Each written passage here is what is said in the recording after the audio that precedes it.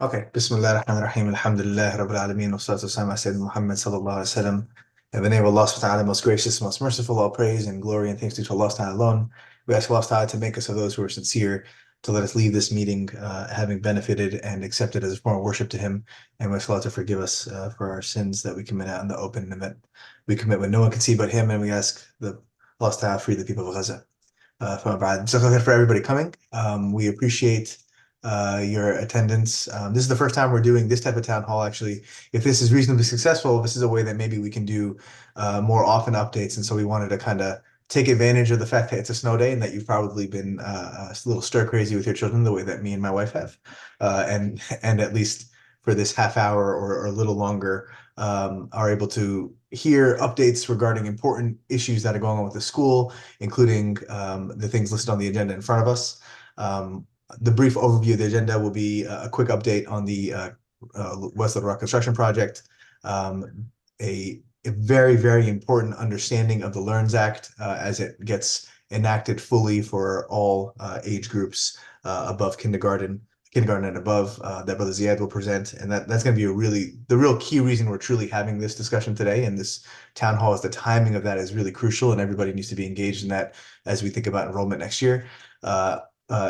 A tuition adjustment discussion, and then PTO highlights, as well as a discussion about the search for an assistant principal and other administrative staff, as well as teachers for the coming year. So I'll conclude that part and pass off to Dr. Ahmed Abu Abdu, who will briefly discuss the update on the West Little Rock construction project. Jazakallah khair, Ahmed. Assalamu alaikum, everyone. Here is a brief update about the West Little Rock project. The construction committee did send an update last week to the entire community.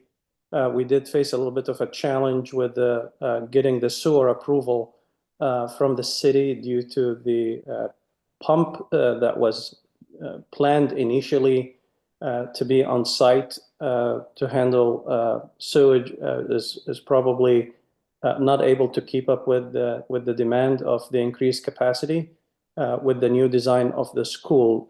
So a representation from the construction committee met with the Water Reclamation Authority and agreed to resubmit another plan to help address this particular deficiency.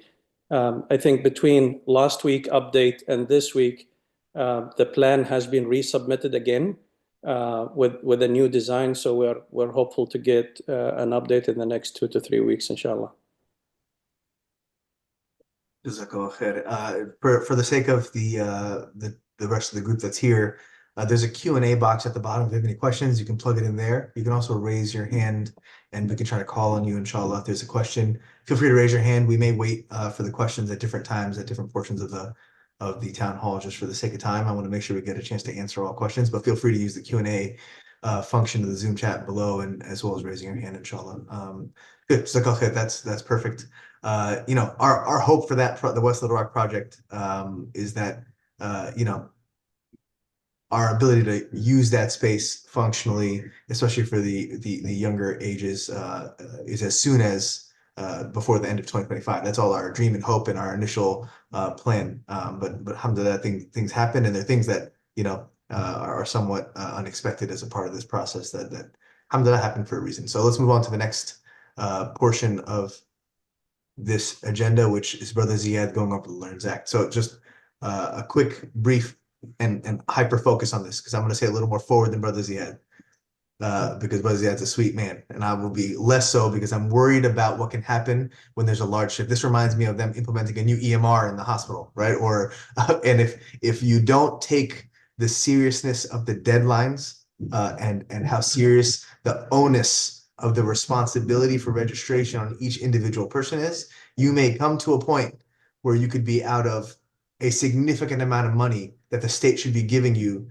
to help support the tuition payment if you aren't really focusing on this. And if you know somebody in your close circle that's not here tonight, you need to make them aware and have them reach out multiple times to us, board members, Brother Ziad, and so on, and refer to this town hall. Okay, I'll let Brother Ziad go ahead. Okay, Assalamu alaikum everyone. Jazakumullahu khairan for attending tonight. I'm going to go, inshallah, briefly on this. Learns Act became effective in 2023. We started with our first batch with KG students, and then this year with KG and first grade. What is Learns Act or what is EFA? Learns Act is a law that created the education freedom account, and this one to give school choice. School choice means any parent want to choose any school in the state, they can choose that school. You don't have to take your kids to a public school and have them there. You can just arrange to have them in another place you wish.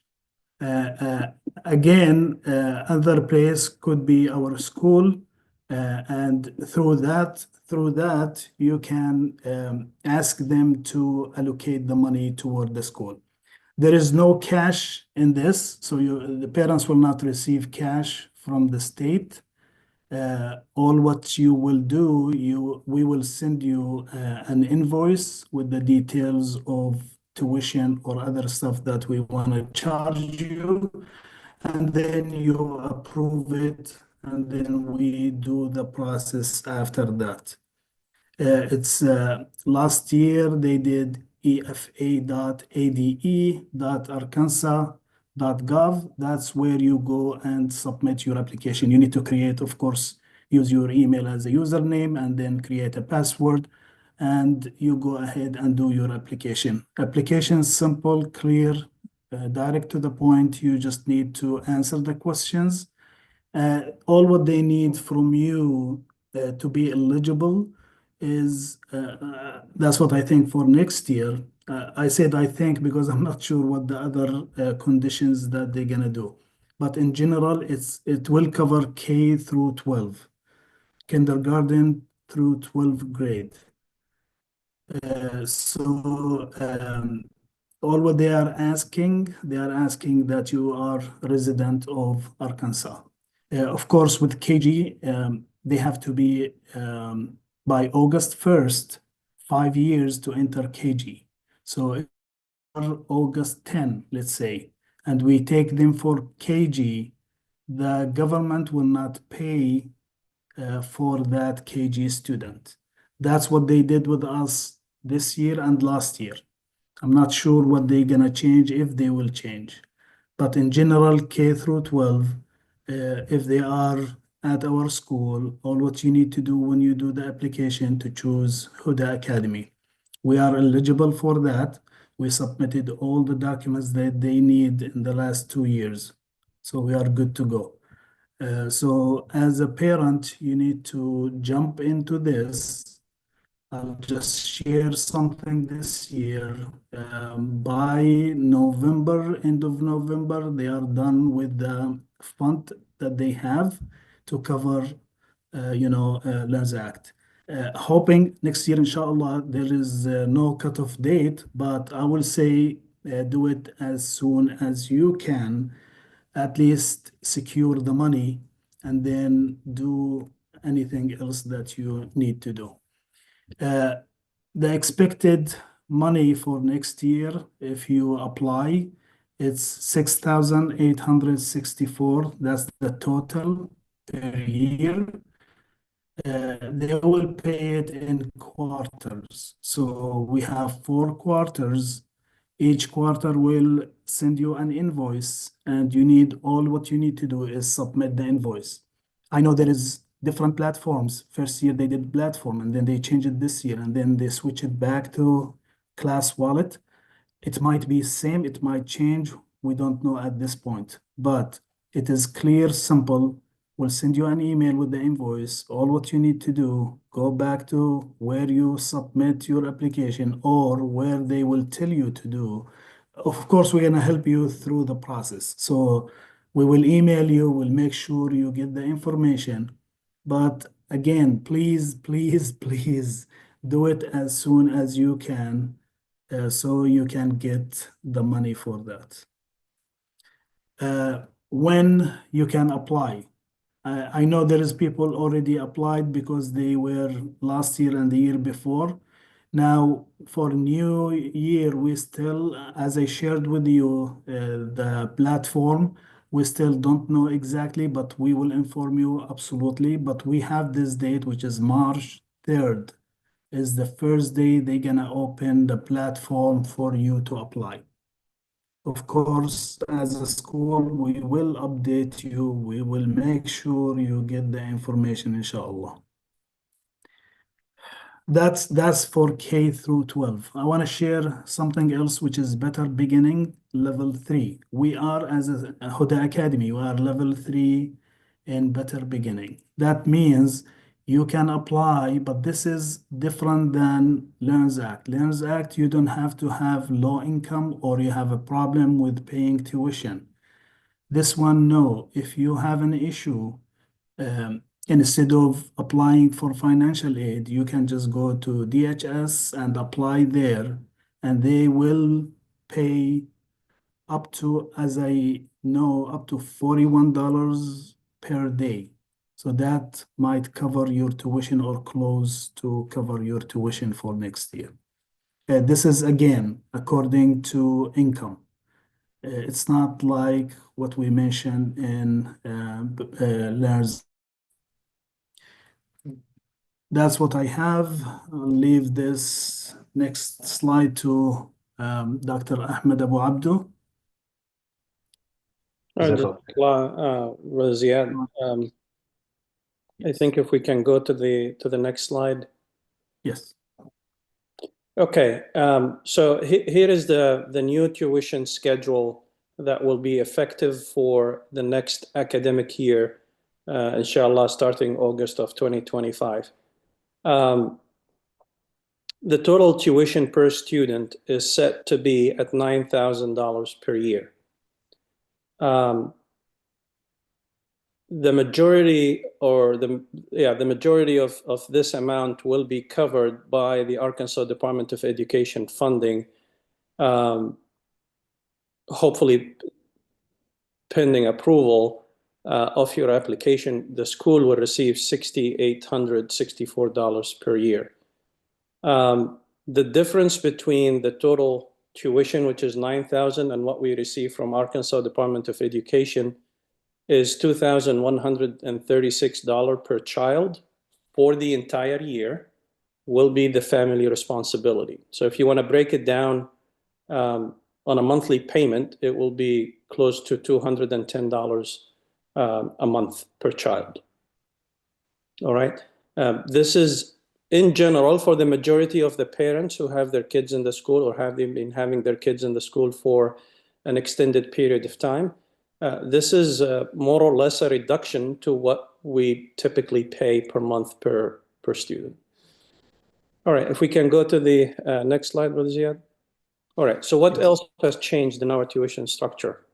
We're going to call it a flat rate tuition. So the current structure includes a building fee, a maintenance fee, a security fee, and a book fee, and all kind of broken down fees that all summed together come up to a total amount of close to $6,900.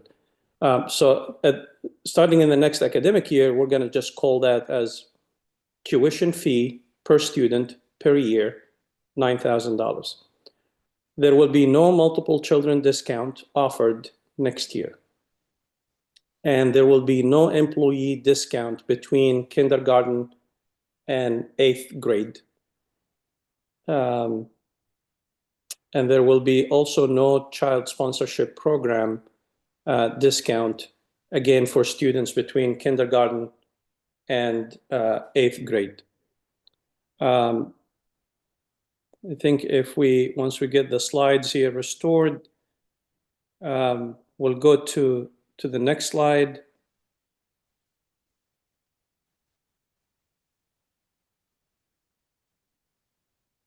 Okay, why are we doing this tuition increase? Why are we going to $9,000 per child per year? This slide is is supposed to show you why we're doing the increase, and this should be a little bit more familiar to you if you have seen this slide before in the banquet. We have two major expenses in the school that we have to address. Payroll is number one, and then number two, we have an operational cost. But we've always aimed to get our revenue to a stage where we can cover the payroll independently of the donations that we receive from the community. So if we look at academic year 23-24, we had a gap between what we have booked as a revenue and the payroll that we have used to pay our teachers and staff at $267,000. And that's without accounting for any of the operational costs to run the day-to-day operations of the school, including utilities and cleaning and janitorial services and things of that nature. In 24-25, which is the current academic year, we have embarked on a major revision to the salary table of our teachers. But because the revision would have called for a significant increase in the payroll, we have elected as a board to split that increase over a period of 2 years. So we did the first stage this academic year, and the second stage is set to be in effect in August of 2025. And so if you look at the third row, which is the academic year 25-26, this is what our forecast looks like. Again, I call it forecast because they are not actual numbers compared to what we have in 24 and 25. So we are forecasted to have a revenue of 1.8 million, and that's on the assumptions that we will have 167 students that are funded by the Arkansas Department of Education Learns Act funds, and 66 students in early childhood education, again, based on the assumption of $9,000 per child per year. Our payroll is forecasted to be at 1.6 million. And so you may wonder, why do we have then no gap and we are expected to have a surplus of 200,000 between the revenue and the payroll? Well, that's without even taking into account further initiatives in terms of recruitment that Brother Ahmed Yusuf will speak about here shortly, and how this surplus will help us advance the school mission and cater to the growth that we are all looking forward to. So back to you, Ahmed. Okay, Ahmed, I'm going to keep you on the mic for a second. I'm going to ask you the questions that are being asked out loud in the chat, and then you do your best between the two of us to answer, inshallah. Is there any difference if you have more than one child? There will be no difference. And as we said, we have eliminated the multiple children discount effective August 1st of 2025. And you know, just so everyone understands why that makes sense, the money from the government doesn't change no matter how many children you have, right? So if you have 10 children, it'd be 68.47 for 10 children, or if you have one child, it's per registration for a child between kindergarten and 8th grade. So we kept that consistent for that reason. Next question is, what happens if you miss the deadline to apply? I'll say this one. There's a good chance if you miss the deadline to apply, you will get a bill for $9,000 next year for your kid's tuition, and you'll be responsible for the entire amount. And it's why we're doing this town hall. And by the way, I will be a parent applying with you and making sure I get my money from the government to pay for my $6,847 because it is important to me and my finances, but that makes sense. So I will be equally as motivated as every single person on this chat should be. And I have 3 children, so it's you know, it can be a considerable amount of money to make sure. So we are going to, as a team, and I mean that as a community, do this together, inshallah. We'll Brother Ziad and this board will sit with people, get on the phone with you, do it in person in at least one session, we hope, and perhaps remotely like this on a webinar together when it's time, and we'll have multiple days, inshallah, to try to make it work. It'll be overlapping with Ramadan, everybody. So just remember that also, and so we'll have to be conscious. Brother Ziad's going to say something. Just remember, I will call you, I will email you, I will bother you in the carpool. Yes, that's right. That's right. And it's just because the last thing that any of us want as board members and as members of our community and as your brothers and sisters in this community is that August 15th comes or whatever, and next year school year starts and because of a lapse in concentration about getting registered properly, it affects your child's ability to attend the school or your personal finances, which we don't want it to do for anybody. We want it to be, this should be really, the news of this should make it so that you to go back and say, my tuition went from about $7,000 a year for Sophia in fifth grade with all the fees and everything that I pay every year to essentially about $2,100. That is a significant decrease in total cost to me as a parent with the enactment of the Learns Act at the Huda Academy. So it's a huge difference. Last question before we move on to the next step is, does this new fee apply to pre-K students? Yes, the $9,000 per student is really across the board, all the way from infant to the 8th grade.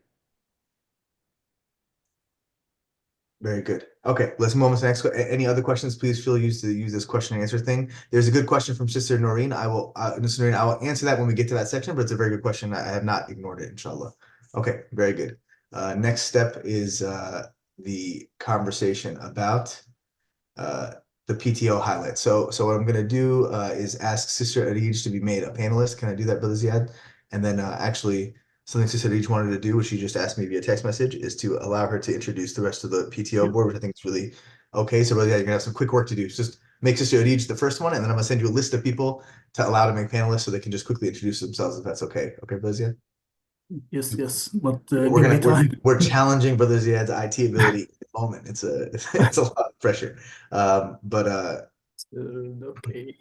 I'll introduce this session as we get Sister Adij on board by saying the PTO for me as a board member, as a parent, right before I'm a board member, has changed my children's and my own experience with the school this year culturally. I've already felt it in just the 6 months that the PTO has been alive and acting in the way that it's been able to this year. These wonderful women primarily, and maybe there's some men in the background, but primarily women and moms have done an amazing job putting energy back in the school, providing wonderful school spirit type activities, doing the fundraiser at the banquet, showing extra support to the teachers. It's been a wonderful, and Allah Ta'ala make them sincere and reward them for that time and energy, because it comes completely at their own cost of time and their own energy, despite them being mothers in the school that are taking care of their own kids. So mashallah, make dua for them for a moment, and then we'll introduce Sister Arij. Are we able to get her started yet? I'm trying, sorry. Yeah, it's okay. That's fine. In the meantime, there's a couple more questions I'll answer while we Oh, get some time. Okay. Yusuf, I think you are the I'm host. the guy. Yeah, Okay. so maybe you can. So Sister Arij's name may be on the I top. just allowed her to talk. Yeah, so she's on now. Okay. Yes, So perfect. you're ready to Perfect. begin speaking if you want. Hello, can you all hear me? Yes. Yes.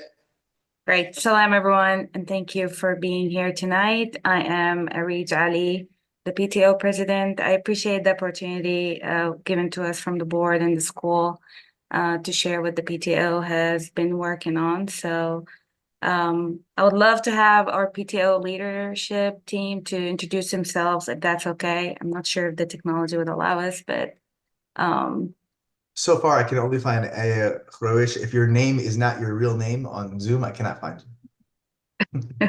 okay. Aya, please introduce yourself if you can.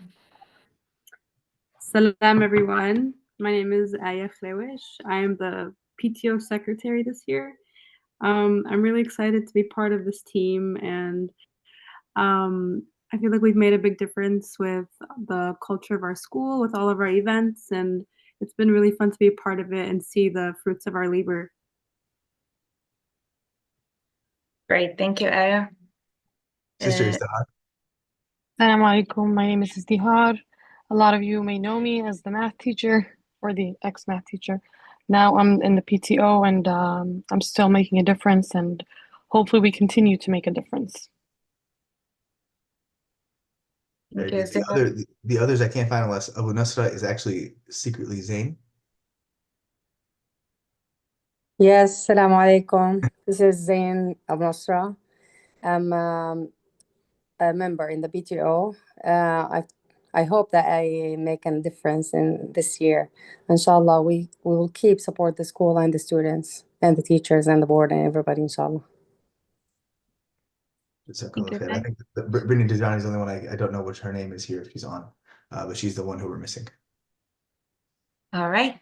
Okay, Sounds good.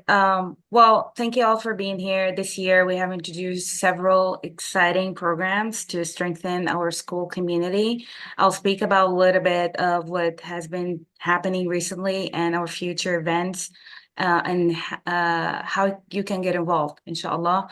Some of the initiatives we have been working on as a PTO this year is the Room Parent Initiative. We are very excited for this one. It started to bloom very beautifully. It's a structured way for our parents to stay more involved in their child's classroom.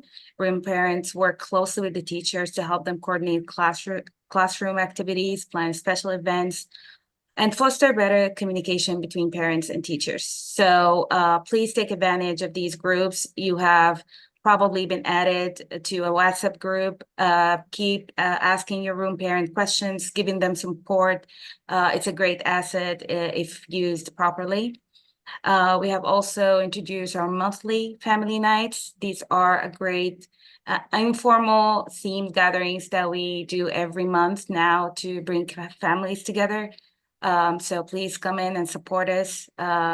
We have the teacher appreciation plans every month now instead of just 1 week through the year. Our teachers deserve all the appreciations, and your support with those events is really tremendous. We have an upcoming project of the school library that we're still working with the board to help accomplish. So stay tuned for that one. We're still studying the feasibility and the possibility of using some of the school facility for that. We will update you all on it as soon as it become ready.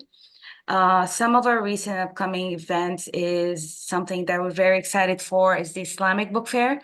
This is going to be the first Islamic Book Fair that the Huda Academy hosts. And it's going to be towards the end of Ramadan before the last 10 days, inshallah. And it's going to be in the span of 3 days from the 17th to the 19th. More details will be shared, inshallah, soon. So stay tuned. Currently, we have the Doors of Mercy competition happening. It's a fun, creative way for classes to decorate their doors and help decorate in the school as well. So help with any ways that you can. We have talent shows. We did one at the banquet, of course, but we're gonna do another one at the school on April, inshallah. And it's gonna include some of the kids that already auditioned last January, inshallah. We have family night coming up for Ramadan decorations. That's happening this Saturday, inshallah, if nothing, and if the weather allows. Come in and have fun and let your kids enjoy the spirit of Ramadan with us. Now, the most important part, how can you get involved? The PTO is all of us. It is not the for leadership or the small WhatsApp group. It's all of us at Huda. Every parent can play a role, and some of the ways that you can help is volunteering for school events, field trips, family nights. These events require a lot of preparation, and I always appreciate the extra hands that you can give, and these can make them successful. Join any committee or room parent initiative that you feel like you can help. If you're a little bit hesitant, just ask a room parent about what they're doing.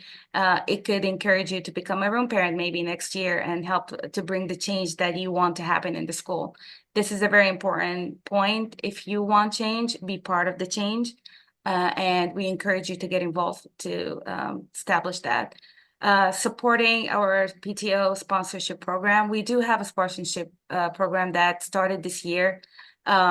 It helps fund the school activities that we have as PTO for teacher appreciation efforts, for those events that we established. So if you are a business or someone who want to have a sponsorship or get involved in a sponsorship program, please do contact me, Izdihar, and any of the PTO leaderships.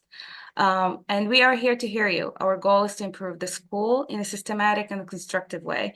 If you have any suggestions, concerns, or ideas, please feel free to reach out to any of the PTO leaders or any of the to Mr. Ziad, and he will let us know. Your feedback will help us grow and serve our school community. Thank you so much. Jazakallah khair, Sister Reach. Again, please find a way of engaging, right? The community only works when we're all working together, inshallah. I'm just going to answer some of the questions that have referred to some of the prior sessions here, and Ahmed, Dr. Robert, feel free to jump in. The next question, is there any chance that students will not receive money for Learns Act even if we apply in time? Roziad, what's your thoughts on that question? The only issue will be KG. I'll answer the other question too. According to a public school, the kid has to be 5 years old by August 1st. August 1st or July 31st or before. If they are August 2nd, according to public school, they are not allowed to be in KG. That's why they are not going to give them money for that child. According to our policy as a school, we take October 1st. So if let's say I have September 22nd, I take them for KG. That doesn't mean they are included in the Learns Act. So that's your choice as a parent. If you want them to join us as a KG student, perfect, no problem, but you're gonna be responsible about the 9,000. If you want him to stay another year and get in when he is at that age where public school, then they will pay the 9,000. That's the only thing that we faced in the past 2 years. Okay, so just to kind of double clarify, the rules for Learns Act are not within the power of the Huda Academy, right? So I know it seems obvious, but if the Learns Act people, the government does not pay you because of a cutoff that they've created, nobody here, the principal, the board, teachers, has any say, ability. We can't lobby to Sarah Huckabee Sanders. We have no power over that process. And so we are stuck with that rule set just like everybody else is. And unfortunately, if your child's not 5 by July 31st and you plan on attending kindergarten that year per school rules, which are separate from those rules, then you will not be eligible for the subsidy based upon what Brother Ziad's research to this point. And these rules change occasionally, but this rule probably won't change based upon what Arkansas has done historically. Yeah, and Ahmed, I think for the past 2 years, we did have 1 or 2 examples where, as Brother Ziad indicated, they didn't meet the eligibility criteria to be funded by the Arkansas Department of Education. But yes, they met our admission threshold to that particular class, and the parents were charged the regular tuition fee.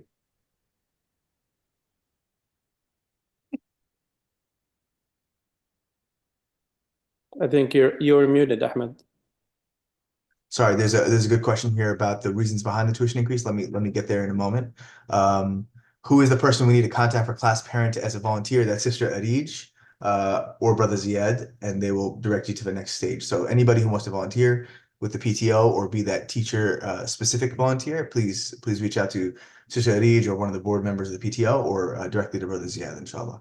Can we learn about the field trips, student museums, Capitol Symphony, and other? I'll wait for that question to be answered later with Brother Ziad. That's okay, just for the sake of time. Okay, good. So what do we have next here? So on my agenda here, the last step is assistant principal, teacher, administrative staff search. So the question was asked, and I'll start framing the answer to that question with the way that I'm going to introduce this topic. The school is growing and growing rapidly, and we, something this year is the first year where I'm truly engaged as a board member in understanding the finances of the school, understanding the nonprofit nature of the school, how money moves from here to there, how tuition gets utilized appropriately, and have been engaged in those conversations every day or week that we continue to communicate as a board with the principal and as a community. This school makes $0 off of this, off of the product of the school. Meaning, one of the things that I think we have to take in our hearts when dealing with an Islamic school like this, a true nonprofit in which you're getting every bit of transparent bits of information about where money is being allocated, you will learn really quickly that for many years since this school has been created over the past 20 plus years, the school has lived at a significant deficit, which means there were years, a decade ago, or so, or even more recently than that, where there were board members at that time, else I reward them and protect them, that had to knock on doors of individuals and say, hey, we have a $25,000 deficit this year. We won't be able to make payroll this month because our teachers that we need for the classes that we have and our kids, we don't have enough tuition to justify paying them. There's no money in the bank, okay? And so historically, they've had to do that and literally emergently raise funds, okay? We've moved into an era now where, alhamdulillah, we're not in that situation, but we are in a situation even this year where there is a deficit between the amount of tuition collected and the amount of payroll and expenses spent every year. That's the presentation of Brother Ahmed Abu Abdu explicitly stated. A vast majority of the school's money that's allocated goes to teacher and staff salary. That's just what it is, right? We have a certain number of staff members. They require salaries to keep them employed in this school, and a vast majority of the money is that. There's a portion allocated to things like rent for the building and electricity and typical utility bills. And then there's other costs associated with things like security, books, building related fees, taxes, payroll taxes, Medicare tax, right? This is a typical accounting related issues. And so if you were to say, Yusuf, why are you increasing? Why is the board deciding to increase? There's only one reason we would increase, is because the need for funds to support the school where it stands today is clear enough on every single spreadsheet I've looked at, along with this board, that we cannot function in a way where we're having to depend on an emergency fundraiser to close the gap between expenses and tuition revenue. That's the real primary obvious answer. The second part comes to where we are now as a school in terms of the fork in the road we are as an institution. We're going from, alhamdulillah, a school that has 224 kids to a new building with a demand that we expect to be somewhere close to 300 to 400 kids over the next few years. The hope that we will grow into a high school very shortly, 9th grade, 10th grade, 11th grade, 12th grade. And with that, we will need multiple administrative staff members that can only be paid through tuition payment. That's the only revenue that we have as a school system.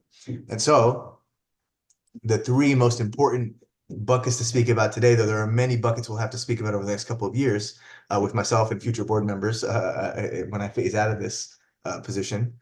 Today, there is no doubt that based upon the administrative responsibility that Brother Ziad, our principal, he's doing 4 people's jobs at once right now, and he's made that work. And he did that from when I first came to this community 8 years ago when we had 100 kids, and now there's 224 kids. And the administrative burden is way too high because it requires one person to do jobs that are impossible for one person to do. And so it's clear to us that from a support staff perspective, the primary and most important decision we make as a board this year is probably to hire a qualified, quality, and hopefully excited and energized vice principal or assistant principal.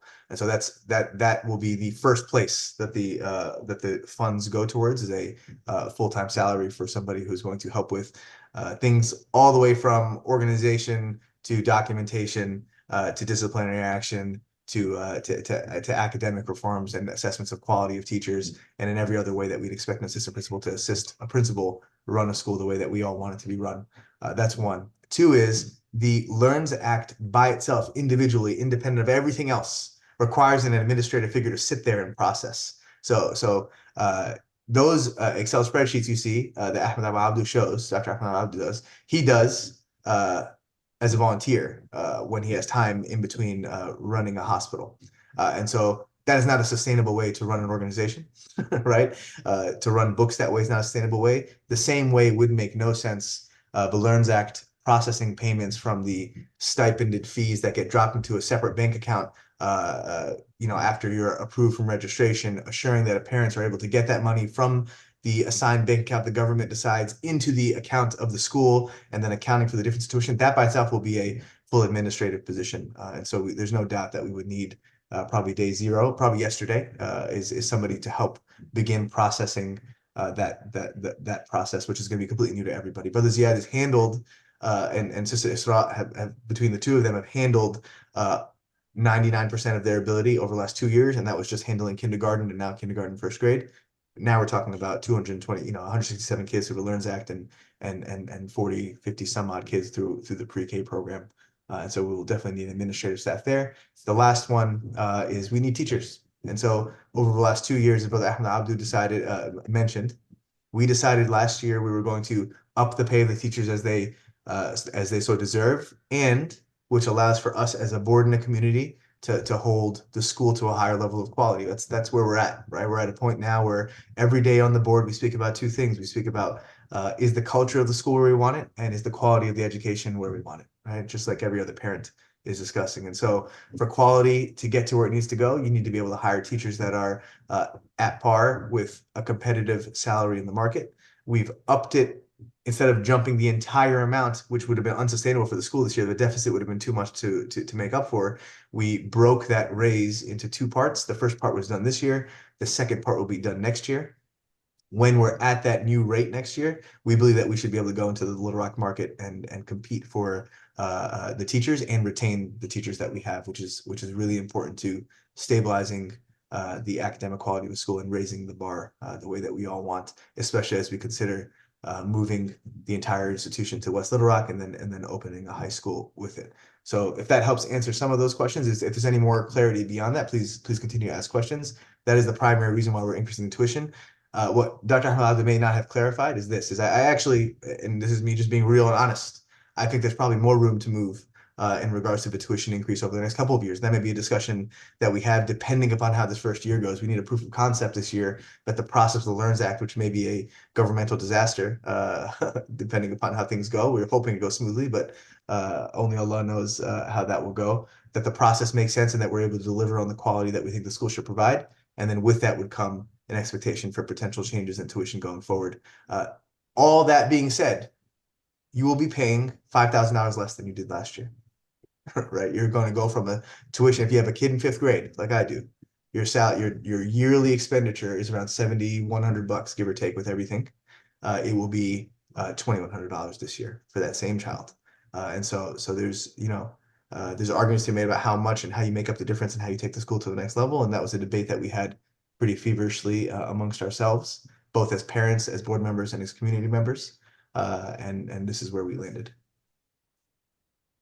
So that was a lot of talking. I think we've answered any of the questions. So Sister Noreen said, now school is planning to hire assistant vice principal. I request if they should also plan to hire a helper. I'm trying to teach my pre-K kid how to clean themselves in the bathroom, but they don't have water and they're not practicing how to clean. So that's a very, so Sister Noreen, I think you're hitting on the point, right? We all recognize we're at a point now with the capacity of children where we need more bodies in the school to help with these types of things. And that definitely is something we'll continue to consider, is at what levels, teacher aides, those kind of things that we continue to need. I think it's a wonderful suggestion, inshallah, and we'll definitely keep that in mind.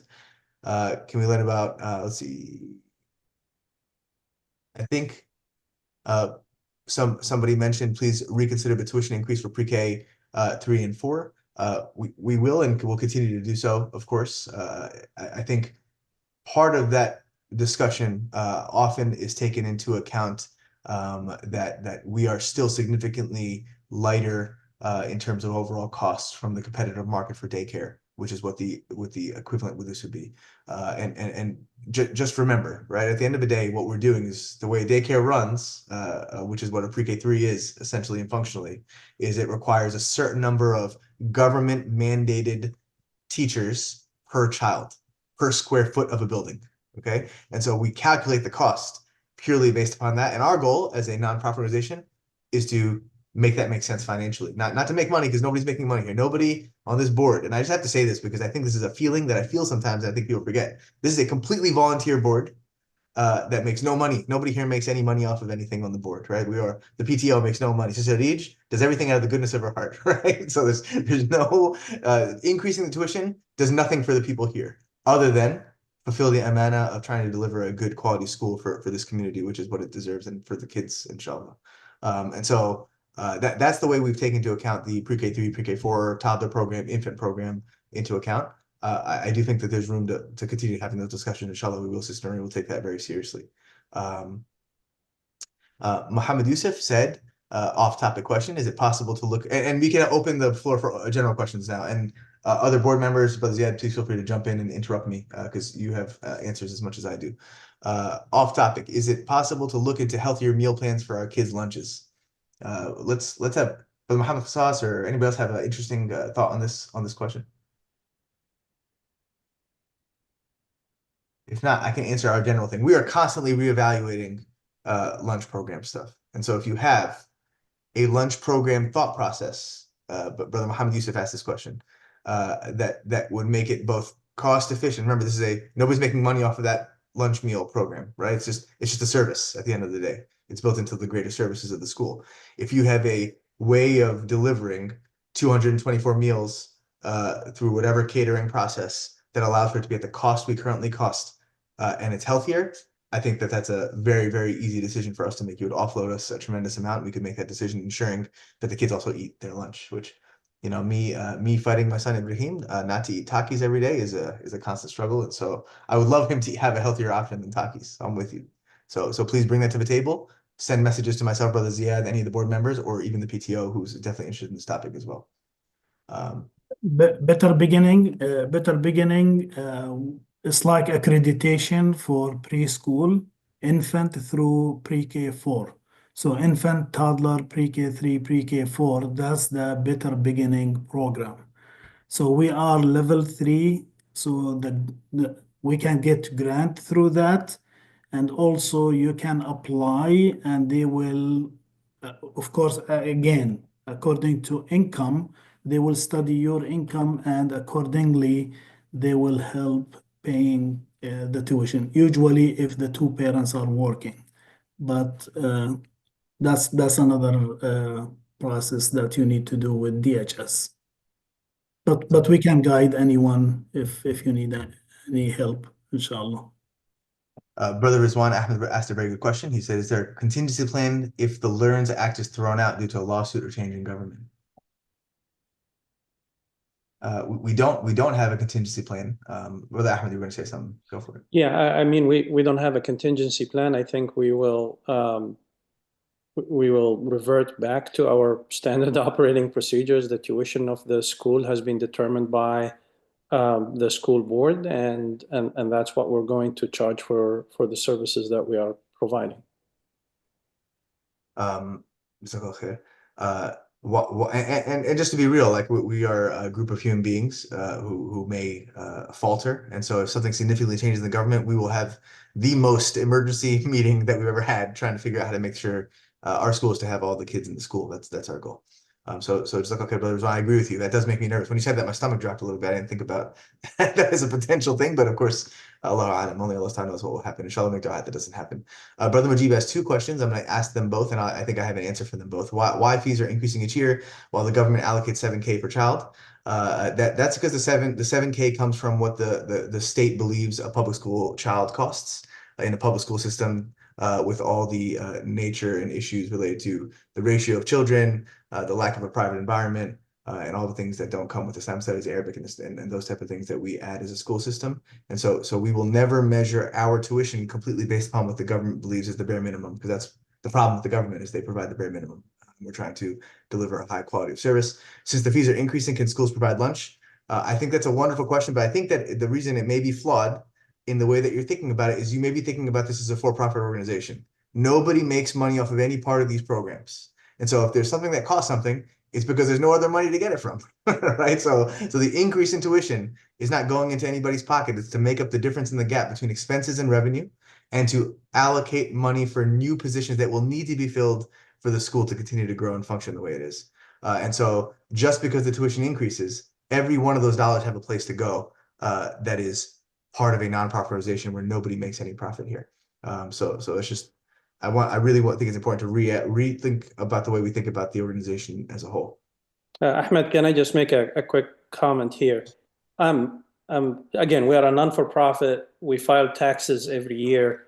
Our books and accounts are open. You're a parent, and you're entitled to know the information. If you would like to have a conversation with me about the school accounting and spreadsheets that Brother Ahmed Yusuf have alluded to and things of that nature, I'll be more than happy to walk you through.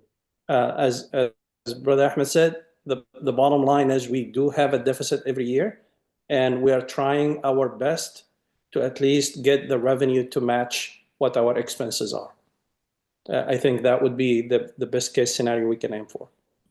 So, can we expect enhancements to the school infrastructure and learning environment as the tuition increase? Better than that. We're going to build a brand new school with an amazing infrastructure, inshallah, with things like a library and a cafeteria, a computer program, a science lab. So 100% yes, the answer is yes, and confidently so because it's already been engineered and architected for the coming year, inshallah. So that's a great question, and I agree with the intent of the question, which is for sure, with increased tuition, you hold the board, the principal, and the staff to a higher level of quality. That is the extra pressure that is put on a board when they raise tuition, and I'm okay with that. I think that's a reasonable expectation, inshallah. And a good question. The next question. So with the increase in tuition, will these funds be allocated to increasing school staff? I think I answered that part. I believe the school is understaffed and the student education is suffering from teachers not being able to provide necessary attention. Some may need. We agree. In short, we agree, which is why we are heavily focusing these next 4 months on recruitment of assistant principal, administrative staff, and additional teachers. I promise you that is our primary focus. In fact, the last thing I was going to conclude with, which I will at the end, is an ask from the community, which is, listen, everybody, we would love qualified Muslim teachers in this school as the primary educators of our children. And then any teacher thereafter that's qualified as a second line of defense in the way we think about things. We think that I think we have, coming from a community and I went to an Islamic school myself in New Jersey, where all of my teachers were Muslim, very qualified, often took pay cuts to make it work because school systems, private schools are that way sometimes, but they made it work, was a tremendous, I'm grateful forever, right? For being a Muslim, for having the culture I have, from having the education I have, because of those people who made that work. I'm asking every single person on this call, reach out. Everybody that you thought, hey, that person would have been a wonderful teacher. They had this educational degree or this degree in something that could be taught within a school system. We'd love to hear from them. We'd love to hire them. We'd love to put them in a place where they're taking care of our kids. So we are at a phase now where and now, alhamdulillah, we can pay a reasonably competitive salary in the market. And so there's no reason not to reach out into this community that is wonderfully talented to find those people and make it work, inshallah. Ahmed, can I Yes, take? please. So I just want to take this question. The question here says, I'm sorry, asked by Sister Aya about the lunch and the space. And I think during this town hall, we have. So nobody else can see that question, brother. Yes, so you have to read the whole question. Oh, okay. So the question says we should consider an alternative time for lunchtime for students. We don't have a cafeteria, so they eat on their desk, which is unsanitary. Also, when students eat in the same space where they study, it can blur boundaries between work and relaxation. A separate eating space allows students to mentally disconnect, and this could contribute to better focus within the class. I know space is an issue, but we could potentially have lunch in the gym by utilizing folding tables and chairs, which I know that some Islamic schools do this. Sister Aya, this is a very good question, and at board we have deliberated a few times with the Ziyad. Since we are now, it's how to say that we are actually ran out of space, and for that reason, if you know, we have taken up the space on the MCC. So we are just given the number of space, given the space and the number of students with the increase of students. It not only just the space issue, it's how you're going to allocate the resources when your alternative lunches. That's number one. Number two is the gym issue also. But I'm just want to elaborate on a bigger issue, which is that you are highlighted in this as well, that it's the space.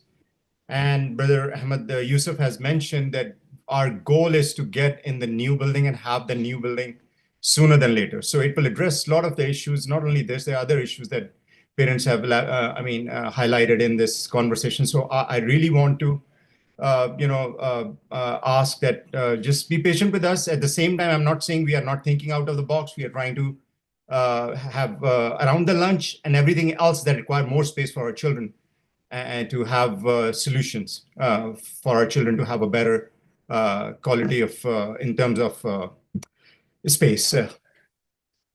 And I think I would take it even one step further with this. That was one of the things, my pet peeves. I went to a school that had a very small gym, but they found a way to do folding tables and those things. The difference between that place and this place, and this is a unique problem, is we share space with the masjid, which is its own institution. And they use that larger gym space for things like tarawih and iftars and those type of things. And you can't take up. I even looked into the costs for those large folding tables, which aren't tremendous, but where the heck would you roll them up and fold them? They're quite large. They have to go against walls. Kids play soccer. We're talking about. I promise you, we've thought about that a ton. It's a really good question, and if you can help us, brainstorm more. We're totally open to thinking it, but we've already stolen away not stolen. We have made it work. The space upstairs in the masjid for more classroom space. We are having a hard time, like you said, finding a place for a library because we haven't gotten permission from it has to be a shared decision making between us and ICLR's board on where can that go, because the space is utilized for so many different things in different parts of the community. But I think your point is well taken, really important, and it was key when the construction committee with Dr. Ahmed Abdu and Dr. Brother Nader and that whole team talked about having a cafeteria space and a library and outside space for all the reasons you mentioned. I promise you, we definitely take that into account for sure. So okay. I'm going to read the next question here. Let's see. We as parents are facing a lot of issues, like the amount of time the gate has been broken. Okay, we'll let Brother Ziad answer this one, but it's got a funny answer. Supposed to be providing our kids with safety, and also hearing from our children that they are in classrooms all day with no access to water and bathrooms unless going next door. Many parents weren't aware that we don't have a janitor to keep our children in a clean environment all day. So I'll let Brother Ziad answer the portions of that question you feel comfortable answering, and then we can have somebody else answer the rest. Yeah, the gate, I communicated with ICLR to fix the gate. One of the parents just hit the gate and broke it. And we are in the process of fixing that. As far as water, I think we had a leak when we had the freeze last time. So it broke one of the pipeline, water pipe. So we came the next day. We asked one of the ICLR board member who's in charge of the gym to fix it, and we fixed it the second day, I believe. So we need janitor for the whole day. We spoke about that. That one of the ideas to share with ICLR, between us and ICLR. They can spare a few hours with us so they can help us with cleaning the bathroom and other stuff. Yes, we thought about that too. Okay. And I'm going to say something out loud again because it's important, because it goes to the general theme. The gate was just a simple, somebody ran into the gate. It was a really unexpected thing. I came myself, and the way I found about it was my wife was getting mad at me and said, "Why are you on the board and you haven't fixed the gate?" I said, "I didn't know the gate was broken. It just happened today." But I also don't know how to fix gates. It's not my skill set. But we have getting somebody to fix those kind of gates actually is a little more complicated. And I know that from personal experience. You have to have somebody who contracts and understands the way to fix those things. Inshallah, we'll get it fixed, and we take it seriously. The security issue is one that I know a lot of mothers have and fathers have been worried about in the global context and environment with political stuff going on. Those things, we take it super seriously. It's why Gary's there all the time. He is, and it's an imperfect system. It is, and we constantly reevaluate it. But it's something that we talk about often, and we'll continue to reevaluate and make sure we get. But we'll get the gate fixed soon, inshallah. Brother Ahmed, can I add one? Please. There was one of the questions, but I don't see it anymore. It was about expecting increase in or enhancement in the school or learning environment.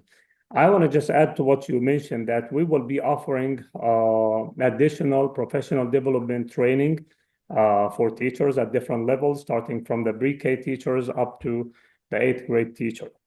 So this, will help and prepare our teachers to be, more productive in the classroom and increase the quality of teaching as well.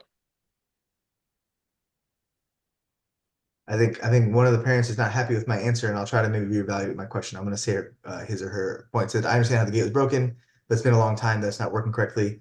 And HR's students, the water is not working properly, and it's a communication issue with us as well. The part of that I think is the most valuable is I think that the expectation to get communication from the school about these kind of things is reasonable and something we can do a little bit better. And we'll maybe focus on things like, hey, the gate was run into today. You'll notice that it was broken. We've reached out to somebody. I think it's a very reasonable question and point, inshallah, and we'll take that to heart. And communicate those type of things, including the water issues and those things when they happen, inshallah. We'll definitely do that, inshallah. Can you hear me? Yeah, I want to add something. If I may ask, is it regarding the main gates, or is it something the school boundary gates, any of the school boundary gates? Do we know? I know that main gates. So what we have to do for the main gates, we have actually the ICLR is the custodian. So sometimes we have to work with them just to make sure that they have, because they have the company that takes care of their fences. So it's part of their fencing that they have. And it doesn't mean that, you know, it's not our responsibility. We make sure we communicate with them unless they explicitly ask us, because we kind of remind them just to make sure, or we make sure that we get an update. So sometimes it's not only directly in our hands, also we have to rely on them to make sure they get it fixed. At the same time, it has been broken several times for one reason or the other lately. So they are in the process of actually replacing the fencing, including the gates. So hopefully this will get done sooner than later. And I know there are no perfect answer. I know this is an issue. As a parent, I feel this shouldn't be there. But inshallah, we will try to have the update. I'll work with them, and if there's an update, I'll make sure that Brother Ziad communicate to the parents as soon as next week, inshallah. Quick 3 questions left. Can teachers still take the discount for their kids? Not with the new structure, because again, the new structure is built on the assumption that we will receive the majority of the funding from Arkansas Department of Education, and then the parent responsibility will be around $200 a month. Which is even, again, if you apply the current teacher discount where they get 50% of the tuition, they would land around the same number. Would you consider creating a data instructional coach position? I'm not sure 100% what that means. The short answer is yes, we will consider anything that we think will better the kids' education, allow for more efficiency from the school, and those type of things. And if you have more, whoever's asked that question, if you have more details of what that means, please forward it to myself, Brother Ziad, or any of the board members, and we'll definitely take that into accounting. Again, none of us are truly, you know, all-encompassing understanding of the best way to run a school. We're doing our best with the information we have. The most on-paper qualified person is Dr. Ahmed Abu Halima, who has an academic background, and he understands quality and education and those things better than the rest of us do, beyond our principal, obviously. But beyond that, the rest of us are more operationally minded, and so if you have insight into those things, we'd love to hear it, inshallah. When will the school be ready? Dr. Ahmed Abdu kind of talked about this briefly.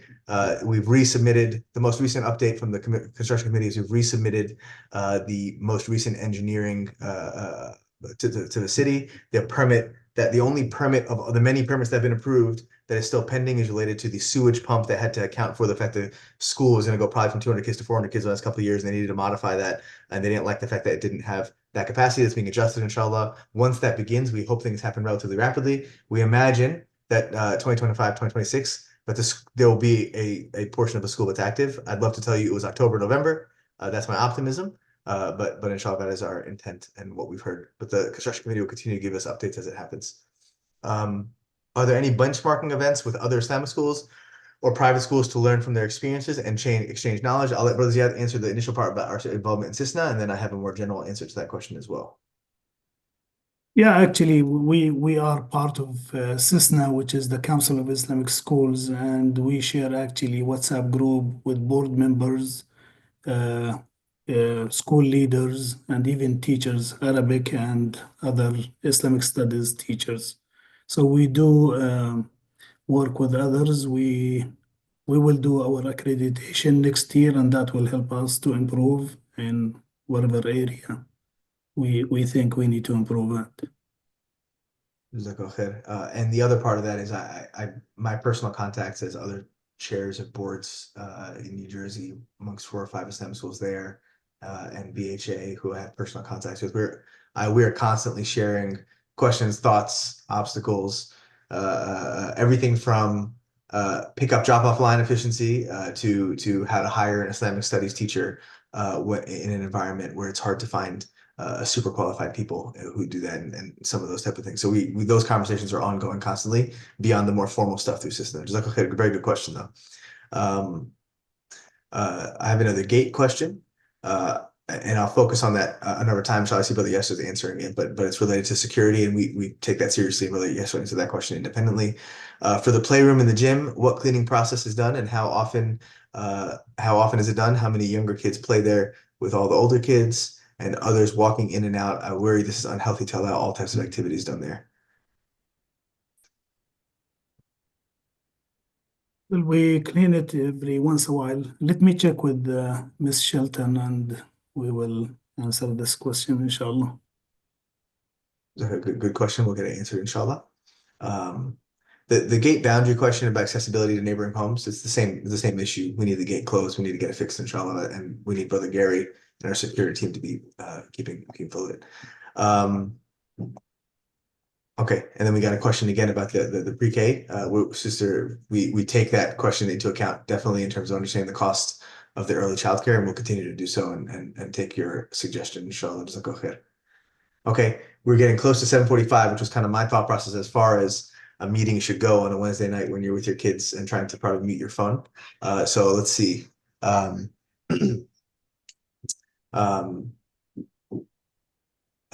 The personal question that I'm seeing about the pre-K teacher discount stuff, let us get back to you, inshallah, individually on that, if that's okay.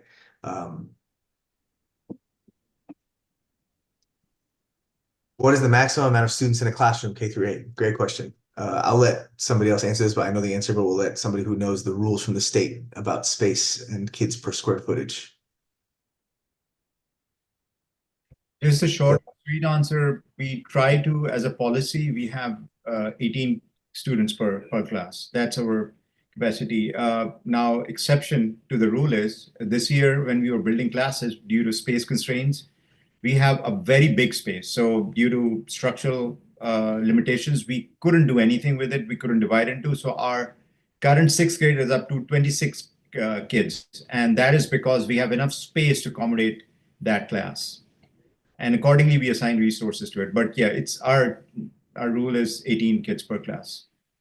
But for early childhood, it's different rules, which you have pointed that DHS actually dictate those rules for early childhood.